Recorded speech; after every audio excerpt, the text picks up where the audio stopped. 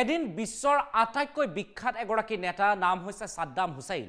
সাদ্দাম হুছেইনক বাৰু আমেৰিকাই কিয় ফাঁচী কাঠত ওলমাইছিল? আপুনি বাৰু কেতিয়াবা সেই কথা চিন্তা কৰিবলৈ চেষ্টা কৰিছেনে? গদ্দাফিৰ দৰে নেতাক কিহৰ বাবে মৃত্যুৰ কোলাত শুৱাই দিছিল আমেৰিকাই?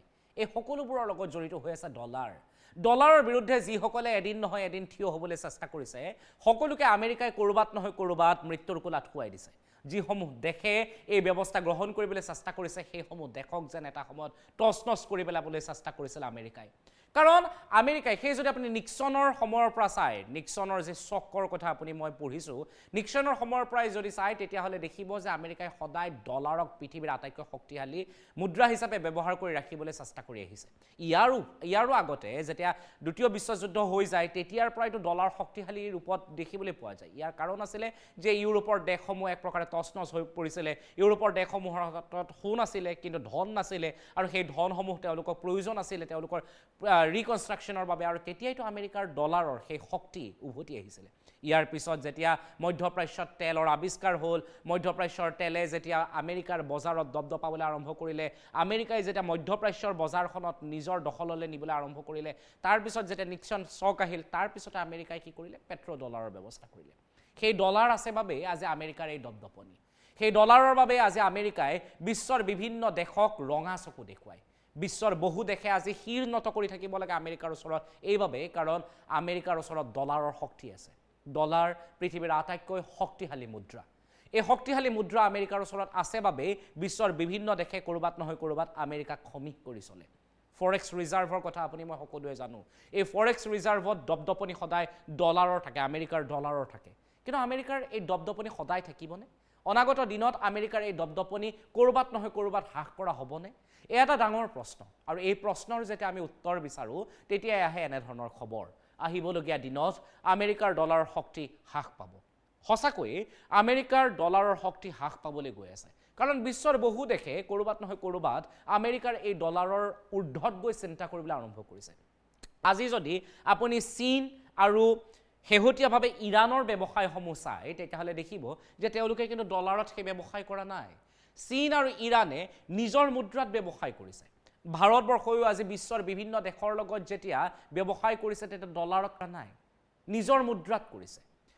আনকি ব্ৰিক্সৰ শেহতীয়া এক বৈঠকত এই সিদ্ধান্তও লোৱা হৈছিল যে ব্ৰিক্সৰ দেশকেইখনে অন্ততঃ ব্ৰিক্স কাৰেঞ্চি এটা উলিয়াব। ব্ৰিক্সৰ দেশসমূহৰ বাবে তেওঁলোকে এটা স্থিৰ মুদ্ৰাৰ ব্যৱস্থা কৰিব। দেশসমূহৰ মাজত এই চিন্তা চৰ্চা যেতিয়া আহিছে তেতিয়া এটা তথ্য ওলাইছে যে বিশ্বত ক'ৰবাত নহয় ক'ৰবাত দুৰ্বল হ'বলৈ আৰম্ভ কৰিছে ডলাৰ।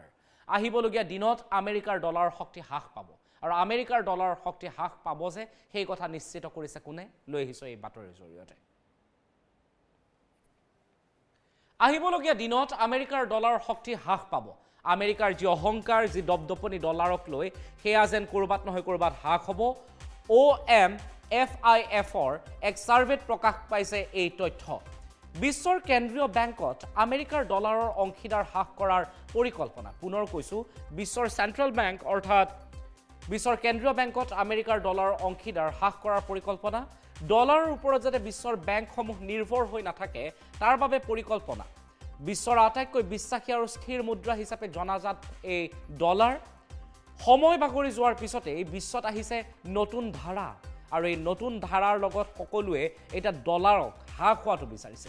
ৰাষ্ট্ৰসমূহে নিজৰ মুদ্ৰাৰ ওপৰত অধিক গুৰুত্ব দিবলৈ আৰম্ভ কৰিছে। সকলোৱে নিজৰ মুদ্ৰাক শক্তিশালী ৰূপ দিবৰ বাবে চেষ্টা কৰা দেখিবলৈ পোৱা গৈছে।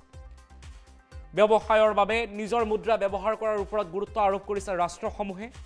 আমেৰিকাৰ বৰ্তমানৰ নীতিৰ ওপৰত অসন্তুষ্ট হৈ এই পৰিকল্পনা কৰা বুলিও চৰ্চা ওলাইছে, কাৰণ আমেৰিকাই নিজৰ ডলাৰৰ বাবে এই দপদপনি দেখুৱাই থাকে বিশ্বৰ ভিন্ন দেশৰ ওপৰত। আমেৰিকাৰ শেহতীয়া নীতিৰ বাবেই প্ৰভাৱ পৰিছে ডলাৰৰ ওপৰত, বিশেষকৈ আমেৰিকাৰ ৰাষ্ট্ৰপতি ডোনাল্ড ট্ৰাম্পৰ যি নীতি, সেই নীতিয়ে ক'ৰবাত নহয় ক'ৰবাত যেন আমেৰিকাক শক্তিশালী কৰাৰ বিপৰীতে দুৰ্বল কৰি তুলিছে। এতিয়া কোন ৰাষ্ট্ৰৰ মুদ্ৰাই প্ৰথম স্থান পাব সেয়াও এক চৰ্চিত বিষয় হৈ পৰিছে।